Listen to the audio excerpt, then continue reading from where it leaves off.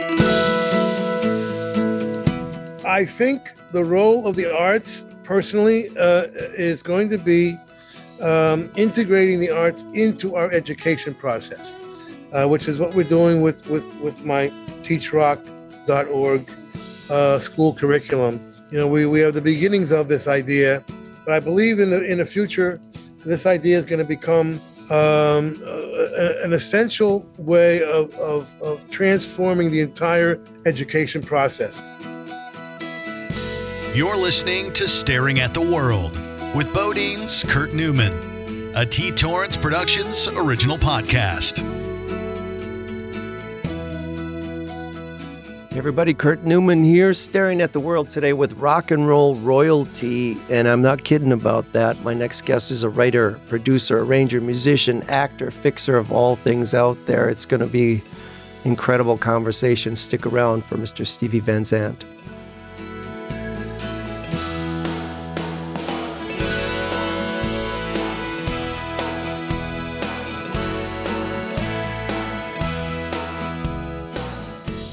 What I do with music a lot of times, and I think you've done as well many times, is I try to lift people out of the place of, you know, there's so much division in the world and there's so much pulling apart and negativity and finger pointing. I try to use music to find the common ground in our species as much as possible and get us to refocus on that thing, because there's nothing like people being in a room singing songs together, you know, that unites us all. Or whatever you might think this or that in a room, somehow when we're singing together, there's no division. There's a magic going on and there's a positive energy going on that I really try to do my part healing the world that way, because it's what I got. And for whatever reason, sometimes when you talk about things being their own reward, for a band like me, you know, we don't have millions in sales and billions of tickets sold. We have some loyal fans that love the music, and I do my best to write really beautiful, positive songs that people can relate to, and that's where I'm trying to do my bit to fix the world as well. You know, do you ever feel like that's some of the best contributions you can make as well to the world, is trying to do something positive like that? Sure. I mean, my last two tours were that was the theme. You know, during the entire Trump years, I didn't say one negative word about him, which was not easy. I didn't. If you look at my Twitter feed, I didn't say one negative word about him during all those years. My 2017 Soulfire tour went right into my Summer of Sorcery tour, and the themes were music is our common ground. You know, everybody's welcome. Let's leave all of those the confrontations outside. You know, and I said this. If you see the live DVDs. Right. I say exactly that. You know, so I agree with you that music is the greatest common ground we have. But then, you know, I finally couldn't take it anymore. I'm like, fuck this. You know, it's a war. The war going on, and you know, and only one side's fighting it. And that's what makes me crazy, you know? Yeah. I don't want to fight it, you know what I mean? I'm a half a hippie, you know, guitar player, man. I don't want to fight it, you know?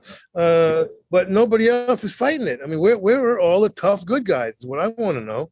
You know, I don't see it, you know? So the bad guys just keep winning because they're the only ones fighting the war. Yeah. I mean, you know, here we are with Barney Fife as our attorney general. Doesn't want to arrest anybody, you know?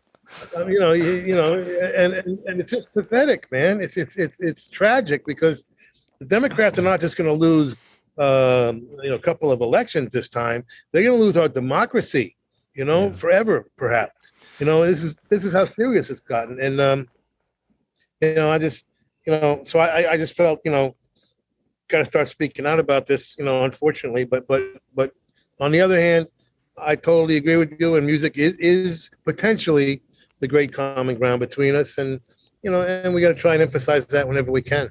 Yeah, well, I feel like it's what I got. You know, I never considered myself the smart enough guy to change things, but I did feel this energy coming through musically, so that's what I really try to put out there for people to connect to and bring us all together. As much as I can. And I want to talk about another subject with you because a lot of people know you from Silvio Dante and Frank Tagliano roles in acting, which, according to the book, you just really never even saw coming. You were never even pursuing these things. They more or less found you. Again, I think this is the most beautiful things in life, when these things like doors open or things find their way to you and you're able to say, sure, I'll try that. Why not? And talk a little bit about that, how all of a sudden you found yourself as a famous actor in The Sopranos and then Lilyhammer and then The Irishman, all these roles that you never even planned on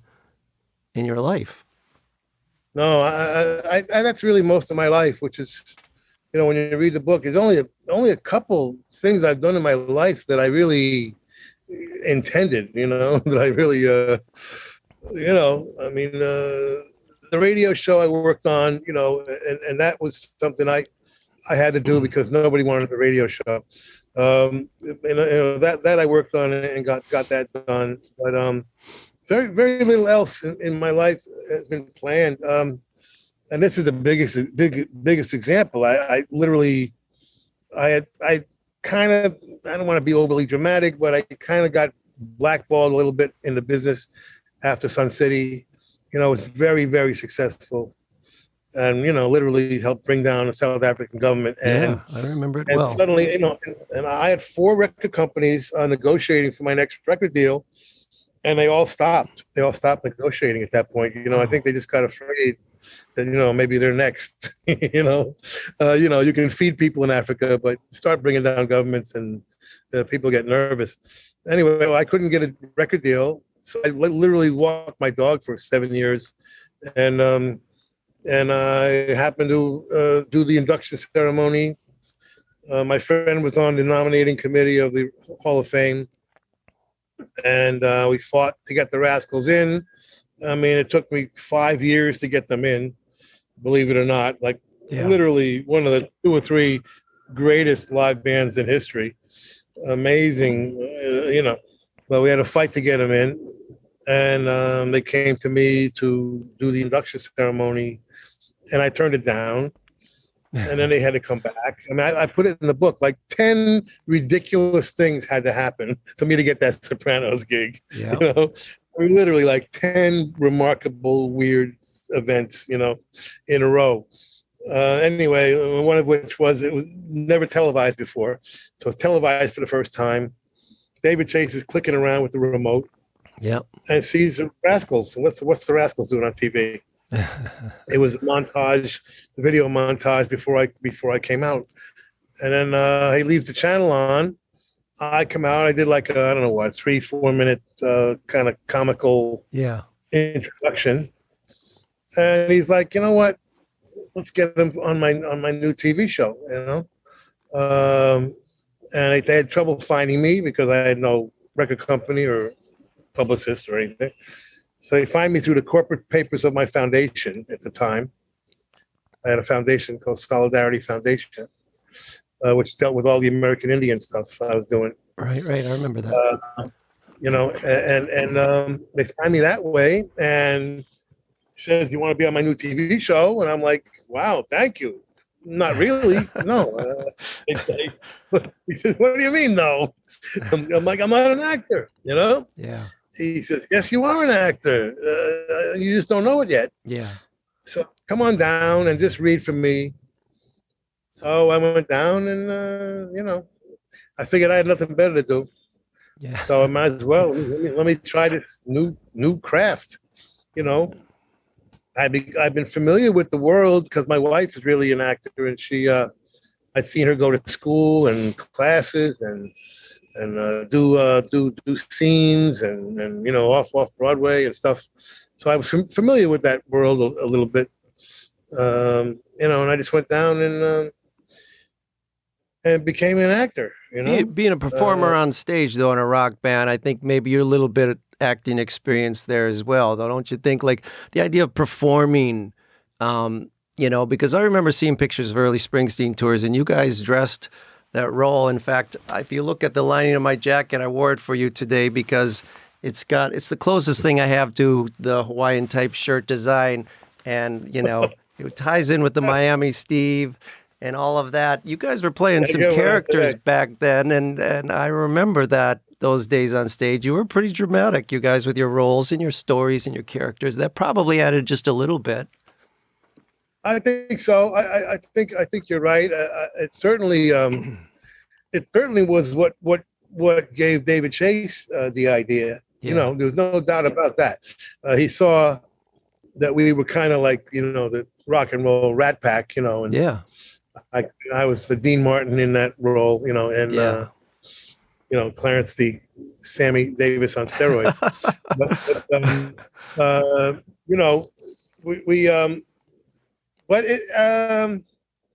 I guess so. I guess we're all playing a role all the time. Yeah. It's a matter of what's appropriate at any given time, and so but I took it seriously. I found out where John Gotti got his clothes made. I went to his tailor. Wow. It's good timing because John had just started doing time, so the guy had plenty. He had plenty of time on his hands. He had an opening, yeah. Yeah, and I got him hired by the Sopranos. They actually hired him. That's great.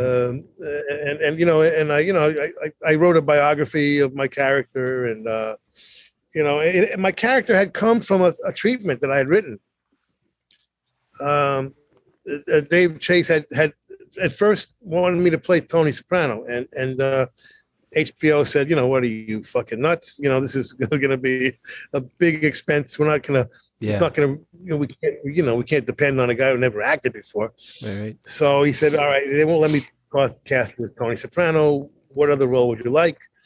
I said, now that I think about it, I'm starting to feel a little weird about taking an actor's job. Yeah. They work their whole lives, and I'm just coming out of nowhere off the street. So he said, all right, you're not going to take an actor's job. I'll write you in a part that doesn't exist. Okay, so what do you want to do? And I said, well, I have a treatment about this guy, Silvio Dante, that runs a club, like the old Copacabana club. He kind of lives in the past, but it's set in present day. But he has like big bands and dancing girls and Jewish Catskills comics and that whole schmear, from those days. And the five families all have a table, and the police commissioner has a table, right. And the mayor. So it's kind of like a Casablanca, and he says that's a good idea. Good idea. He comes back a couple of days later and says, well, they can't afford it, so we'll make it a strip club. And that's how the strip club came into being, and that's how I became an actor. And I went to the acting school of Sopranos, and Thank you to our next sponsor, Be Bold Bars. My favorite energy bars are back. Be Bold Bars were founded by Stacy Madison, the founder of Stacy's Pita Chips. They're refrigerated energy bars that are made with nuts, nut butters, chia, honey, maple, and cinnamon. They're delicious on purpose. All four of the bars are gluten-free, dairy-free, and plant-based. These bars have no preservative. That's why they are refrigerated. They hold only great taste, but are such a great alternative to all the garbage that you can get out there trying to find good food. I think you guys should try them. They're a great way to fuel your body and support a woman-owned business. So here's the deal. You're going to get 20% off if you use the code BOLD, B-O-L-D, for 20% off all four flavors at beboldbars.com. That's code BOLD, B-O-L-D, for 20% off at beboldbars.com. You just try and be that guy. Be that guy in that moment, and that's the gig, man. Did you ever feel coming out of New Jersey, East Coast, like you knew some of these characters or you'd seen some of this on the street? Because your voice, your natural dialect just seems to be living right in that place, like you can just be that because you know it. Yeah, I felt that way, Now, whether you were seeing the real thing or whether you were seeing wannabes, you didn't know, but they were equally scary, so it didn't matter. Yeah. And I'd seen every movie, I'd read every book. It was kind of an interest of mine for no reason. I like that whole world, that milieu, and I just felt like I knew who those guys were, and I felt I could do it. Yeah. And and then so you jump in, and I've done that with everything in my life. The first time you produce a record, you walk in and you say, "Hey, I'm the producer." Yeah. Let's go. Yeah, You yeah. know? The first time I did a radio show, hey, I'm the DJ. I'm also the producer of this radio show. So, okay, invent yourself. Yeah. Here's another invention. Okay, yeah. now I'm not only a radio producer, I'm a radio DJ.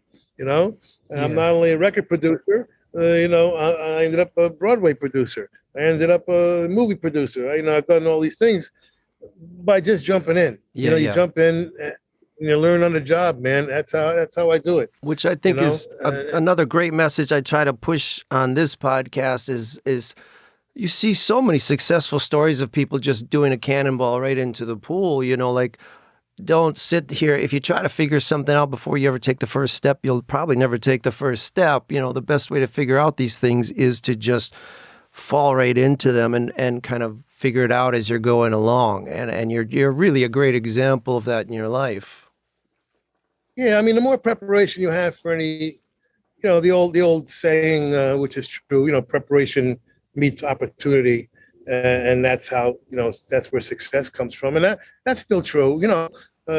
Be as prepared as you can be in any particular craft. Yeah. And I take all my crafts very seriously. Yeah. I study them. I study the best of the people performing those crafts. Right. And I always compare myself to those. I don't compare myself to what's going on in the modern world. I never have. I always compare myself to what's the best of all time. Right. But with like your radio shows, you knew great songs or what you felt was great music and you wanted the world to hear it. So it wasn't about like, I know how to do this job. It's like, I need to get this music to people. And so I'll figure out how to do it. That's right. And then I just decided, okay, what would I want to hear? I turned the radio on. What do you want to hear? Yeah. Yes, the songs were obvious. I picked 6,000 songs now, hand-picked. But I also wanted some fun. I wanted to bring back personality. I miss DJs having personality. Me too. And so I wanted to bring that back. I wanted to bring back, a celebration of 60s culture, because everybody loves 60s culture. I don't care who you are. I don't care what generation. Yeah. Everybody loves the 60s. Okay. Yeah. And they always will. Yeah. Because it was a remarkable Renaissance period. And so, just fun things, we'd run a little something about who invented the surfboard, who invented the hot dog, who invented the drive-in theater, you have some fun with that. I brought back movie clips, I'll throw in a movie clip in between songs. I brought back IDs from artists. Yeah. There hadn't been an ID from an artist in 20 years, right. So I brought back, here, and then I had the DJs talk about the producer, talk about the writer, so that people stop thinking that music falls off trees. Yeah, yeah. It's another reason why I love the vinyl, the comeback of vinyl.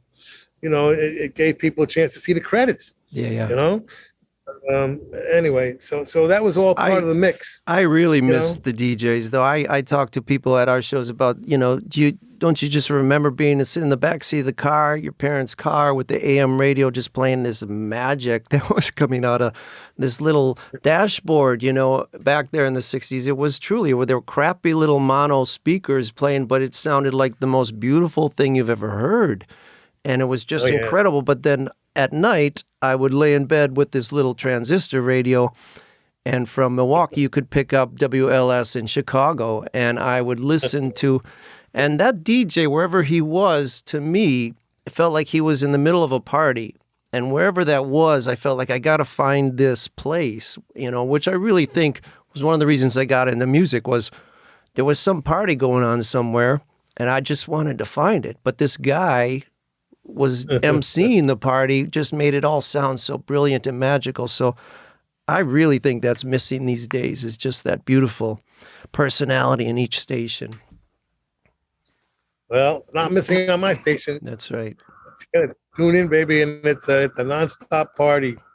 It's a dance party, in fact. The other thing I learned though, looking into this, I had stumbled on Lilyhammer watching Netflix a couple years ago, but I had read that it was the first original Netflix show that they did, which I was completely unaware of, which is another first that you're kind of involved in, and the whole idea of releasing a whole series at once. Do you want to tell people quickly about the whole Lilyhammer thing and how it kind of just came to be?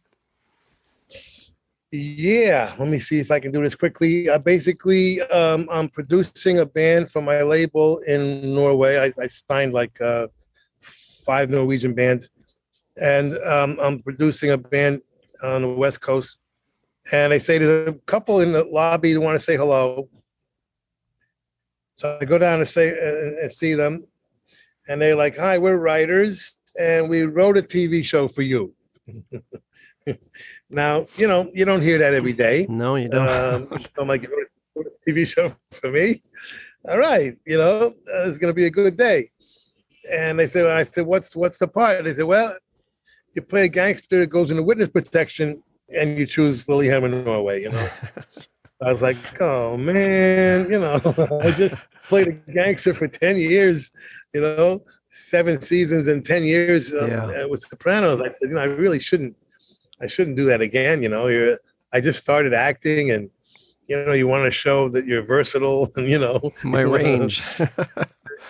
Yeah, but in the end, I couldn't resist. Whoever heard of starring in a foreign country's local show?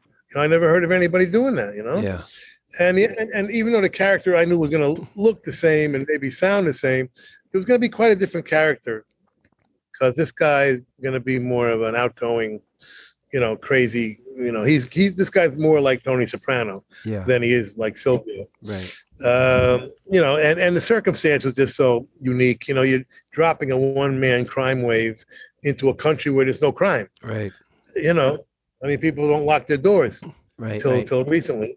So I thought the premise was brilliant, and they said they really wanted me involved. They said you could be we want you to be one of the writers, one of the producers. You do all the music. And so I jumped in, and we spent a year writing it. It was quite tricky, because I didn't want to do a straight comedy. Right. It's got to be a dramedy, which means there's going to be some dramatic moments. Yeah. I don't want anybody trying to be funny. Right. I can't make the mob guy intentionally humorous. Yeah. I got to live in New York. Right. You didn't want it to come across as like goofy or something like that, right? Yeah. So the humor has to come from circumstance, Right. And then we had to decide how much English, how much Norwegian. Yeah. And the premise was my guy understands Norwegian but doesn't speak it. So, it was all one big experiment. It really was. How much English could we get away with, would the Norwegian audience like it? Would an international audience like it? Because it was completely unique. So we get in, and we're filming 6 weeks maybe, and didn't have a completed episode. And I realized somebody in the production company, kind of lied about the budget. Yeah. And because I'm like, where are the grips? Where are the gaffers? Where is everybody? Why is my makeup guy carrying the camera? Right. And I realized, so I sat down with everybody, and they confessed, and I realized we did not have the budget to shoot the show that we wrote. Yeah. That we spent a year writing. Right. And so I called my agent. I said, book a couple meetings. I got to find some money. Yeah. And we booked Chris Albrecht. I'd known from HBO. He was involved with The Sopranos early on. Right. Now he runs Stars. So I went to see Chris, and and he loved the idea. And he says, I'm in. He says, what do you need? I said, well, I need at least $1 million. You know, I got to compete with, you know, American drama shows and hour-long shows. That's $3-4 million each. Yeah. You know, and I'm sitting here with a under $1 million budget. I said, I got to at least have $2 million, you know, which is 2/3 of what it should be. Sure. You know, I said I can get some bang for the buck over in Norway, but I got to compete. And so he says, I don't have $1 million left, you know, per episode, you know, which would have been 8 million, 10 million. He says, I said, I'll give you 2 million next year. Yeah. I said, no, Chris, we already started filming, man. I need it right now. So he says, well, you know, I don't have it. So I come out of there, and right across the street was this new place called Netflix. Yeah. And you know, I said, let me give him a call. You know, I never really heard of him, but I'd read that there was something new. They were going to start making content. Yeah. And I read the guy's name, Ted Sarandos, you know, so I just called up, hey, Stevie Van Zandt for Ted Sarandos. And he got right on the phone. And I said, you know, I hear you're looking for content. He says, yeah, we're just getting started. He says, you got something? I said, yeah, I got something. He says, come on over. So I went in, and it was the greatest business deal I'll ever make in my life. We had put together a little bit of a trailer. Yeah. I showed him a trailer, and within an hour, you know, he gave me a 2-year deal, $20 million. And I think it's the very first 2-year deal in the history of television, because even successful TV shows don't get a 2-year deal. Yeah. You know, they're always neurotic. They're always so paranoid. Yeah. That, you know, your audience is going to run away, that, you know, they only do 1-year deals. Yeah. So I had a 2-year deal, and boom, man, you know, that was a wonderful day. And he dropped the news. You say he dropped the news on you as you're walking out. That you released all the episodes at once. And you were like, wait, what?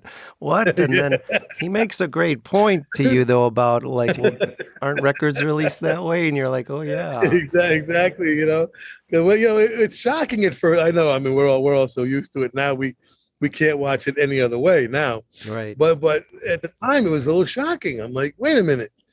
We're gonna work for a year on this, and then you can see the whole season on a weekend.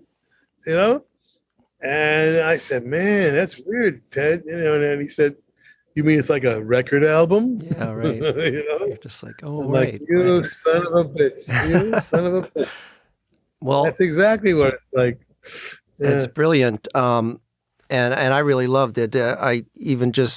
I love your video of My Kind of Town too, and what you did to all that as well. It was brilliant, and I really enjoyed it. And people got to check it out. And eventually in the book, you know, as you get towards the end, like you say, you talk about working, or Paul McCartney coming back up on stage with you and stuff, and what a highlight it was. But where you really get, what I remember towards the end of the book there is you get to a place where I think you're talking about how we can fix, you know, a lot of these problems that we're still dealing with in the world right now. And I think you even list out like 9 or 10 things that we really need to do, which is pretty bold thing to do, but I could tell that you had really sat around and you'd really thought about these things as important ways, simple common sense, maybe not simple, but common sense kind of things we need to do to try to fix it all. And I thought this is more than just a memoir, you know. I mean, you certainly talk about your whole life, but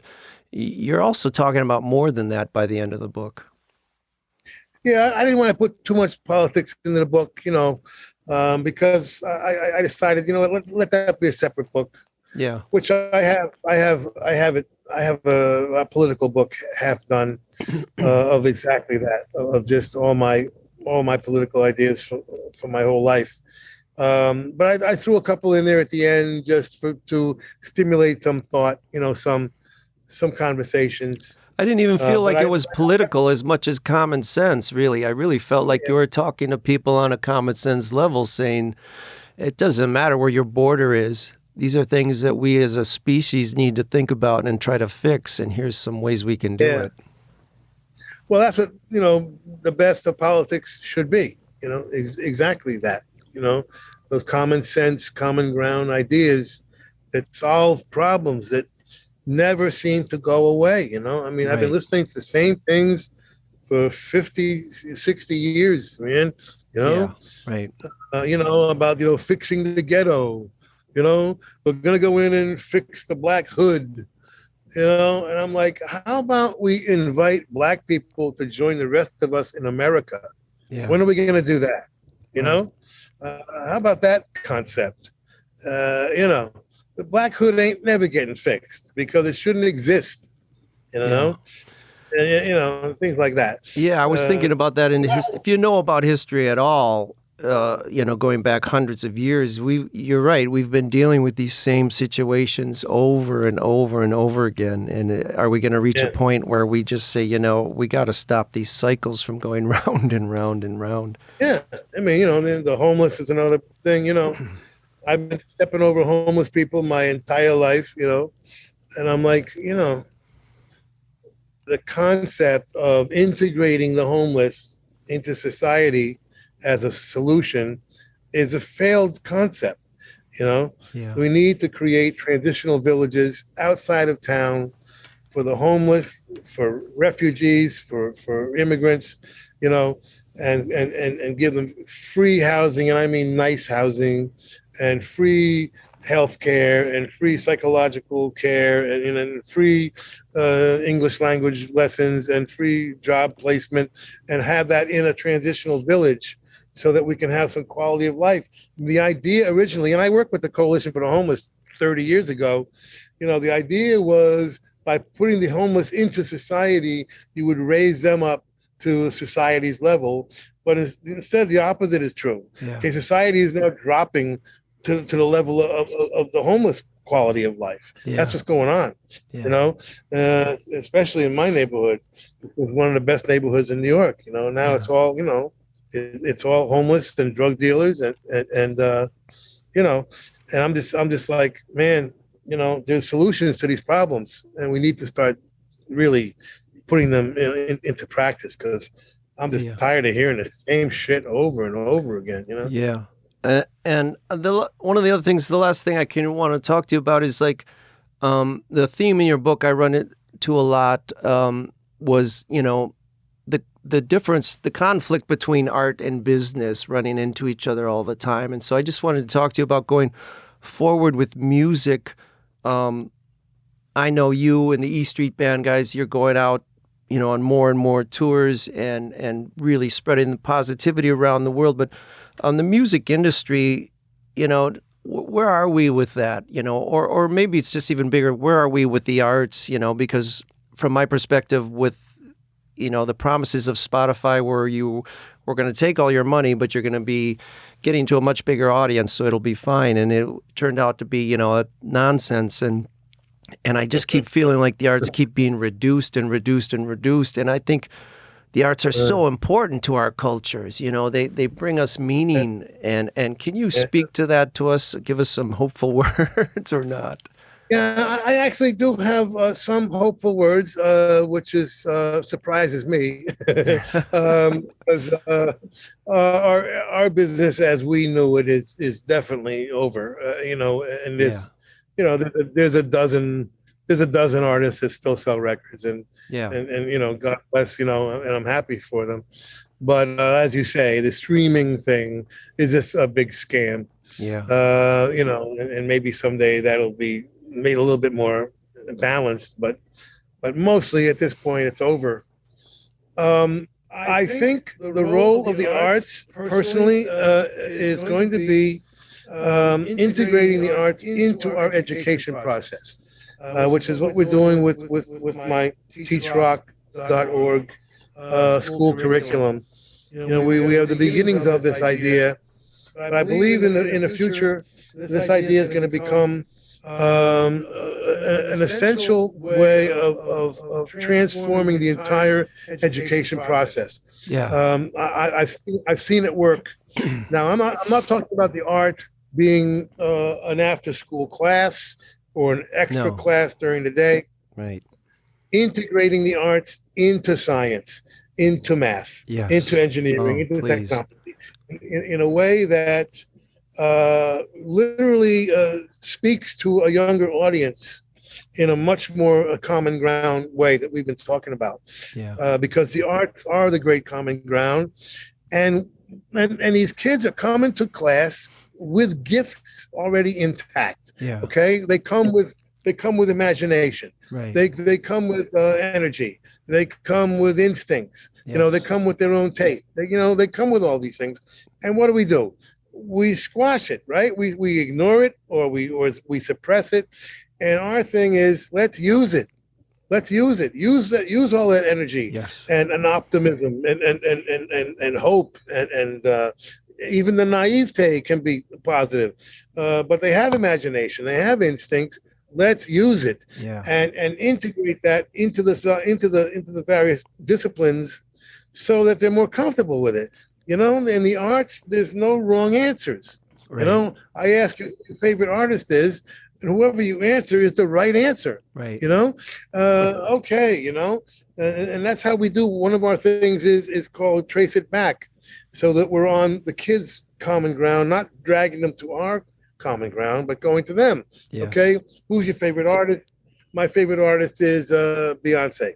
Well, Beyonce comes from this woman named Aretha Franklin. Yeah. And this woman, Aretha Franklin, she comes from a place called Detroit. Yeah. And we talk about Detroit. And she comes from the gospel church. And we talk about the gospel church. And she comes from, she worked in civil rights. And we talk about civil rights. And the kids are tuned in, and they stay tuned in. Yeah. Why? Because it's their turf. It's Right, their right. comfort, And that kind of thinking is what has to be expanded into all of the disciplines until the kids are given a reason to come to class and pay attention. You can't say learn this Yeah. now and someday you'll use it. No, It's it's they get 100%. the answer in 15 seconds.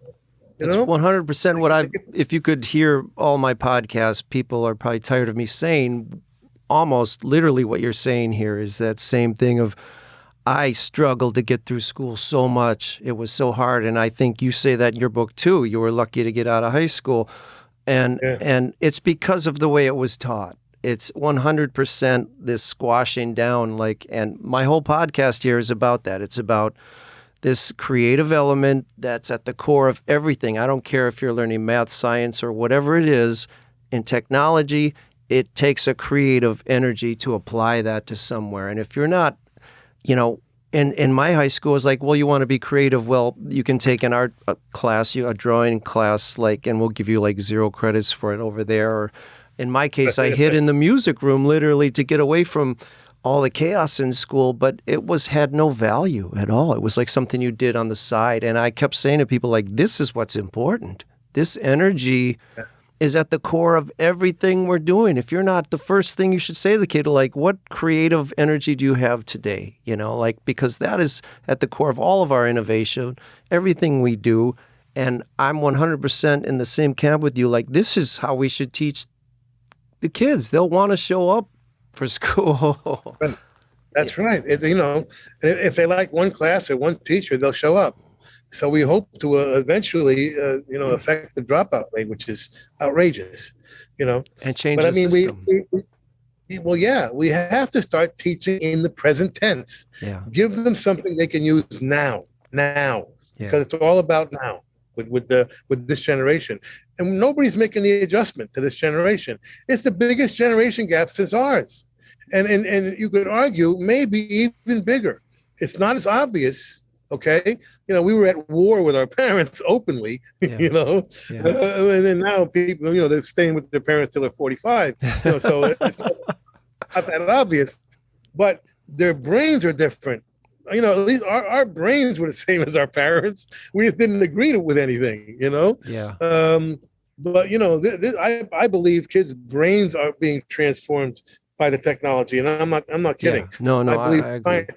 Science will figure out that their brains are changing, and so we have to adjust. We're not adjusting. We got to adjust to this. I mean, we're losing an entire generation here, by teaching the old ways, It's more important to teach kids how to think than what to think. Right. Exactly. And that's what the art does. The art connects the dots. And we get their brain working in that creative way, like you said. And suddenly they're not so afraid of school, and they're not so turned off by. Or it makes sense. It makes sense to them why I'm going. You say in the book. Yes. That you do art to make order out of chaos. And I think in this world right now, especially, there is so much chaos. In America, we're pulling ourselves apart. The world's pulling itself apart, and it makes no sense. It's absolute nonsense. And kids need to find some order in this chaos. And I do think that's exactly what you and I are saying is like the arts, all of it makes order out of that for people. It makes sense out of it. It is our kind of common ground that we share, that we don't have to fight over. Yeah, and it's a gift that keeps on giving. I mean, some piece of art, it could be anything. It could be a song, it could be a book, a movie. You'll get something from it today. Come back to it 10 years from now, you're gonna get something else from it. And 20 years from now, you're gonna get something else from it. Yeah. It's a gift that keeps on giving, and maybe it's something that you can't even relate to right now at all. 20 years from now, you're gonna all of a sudden you're gonna get it. Yeah. Oh, that's what it's about, Right. So that kind of stuff that helps your quality of life. It helps you get through the day. It helps make sense of this senseless world that we. Yeah. Man, it's getting worse and worse. I mean, I can't believe every single day how it could get worse. Yeah. But I mean, I'm like, enough, we give up, I mean, what do we, where does it stop, So we need to start really, realizing we are in a war, and our teachers are in the front lines of that war, and the war is against ignorance. Yeah. Okay. And that's what real war is, man. It's against ignorance. I mean, we're back in the medieval times at this point, and we need somebody to start, respecting our teachers and realizing that they're the ones, I openly go around comparing them to our military, to our policemen, to our firemen. Okay, I put teachers in that same category. Yeah. They're the ones really defending us. Strangely, strangely, they're devalued much in the way the music and arts are too. It's gotten very strange how these things that we say aren't important are really actually quite important things. And I think everyone's just got to step back for a second and take a look at that and realize, your kids, where you send them, that person's got to be pretty important, don't you think? And so that's what I'm saying about the arts too. This music that you and I keep going out there and pushing out to the world. Hopefully we can reach some people and heal with it and start bringing things together as well. I want to say, I recommend everybody go get this book, Unrequited Infatuation, Stevie Van Zandt, and get it in the audio version. I like, plenty of people like reading books, but man, your voice in reading the book was just made it really come to life to me. And I just really enjoyed it a lot, and it really beautiful stories, just great to hear. And I've been a fan, of the music since way back when. And I'm not talking just E Street. I mean, of your solo records for forever. It's really been a pleasure to be able to just finally get to talk to you about it, because I felt like, I worked with Gary Talent on a record he did called All the King's Men, which was working with Scotty Moore and DJ Fontana, Elvis's guys, and we all got together and did our songs with them. It was a wonderful project, and I really enjoyed it. And Danny came and played on one of our records in the mid-'90s there somewhere. And around 1984, we went and saw Bruce and his Born in the USA tour, and we drove into town just hoping to find somebody, because we were just making demos then, and we had a cassette, and we ran into Max somewhere in a cafe, and we passed him a cassette tape, and he passed it on to Gary Talent, and who then we heard got it played on the bus and stuff. And for us, so I felt like we've been like getting close for so long. It was so great to finally be able to talk to you and hear from you on all this stuff. Well, and back at you, man. I've been a fan of yours all along. You guys really, like I say, you're one of the few bands played in both of my formats.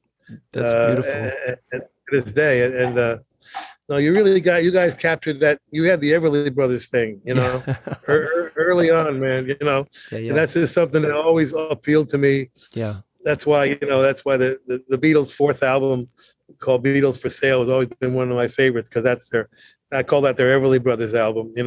Almost every song is in 2-part harmony.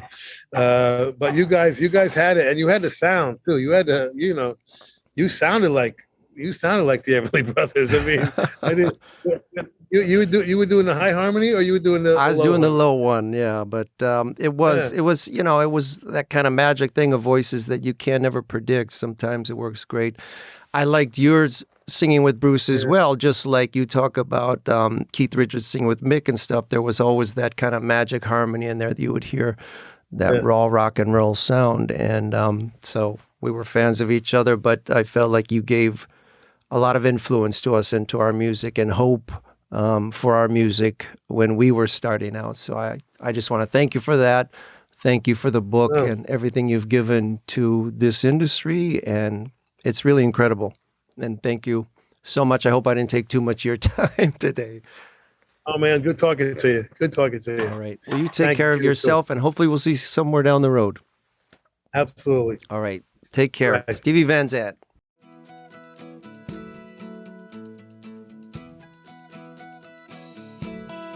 Well, that's it. We stared at the world today with Stevie Van Zandt. I can't tell you how long this guy's been making music, and I've been influenced by it in my life. It was incredible to be able to spend some time talking to him, and I'm so grateful you guys all joined us for this conversation. And, I'm going to ask you again, please download or subscribe or be part of this podcast as much as you can. I certainly appreciate anyone joining in and listening to us, because otherwise I'm just a guy in a room talking to myself. So thank you so much for joining us, and stay tuned for more. Thanks for listening to Staring at the World with BoDeans, Kurt Newman, a podcast about creative innovation. Please be sure to download, subscribe, rate, and review, and keep listening wherever you get your podcasts.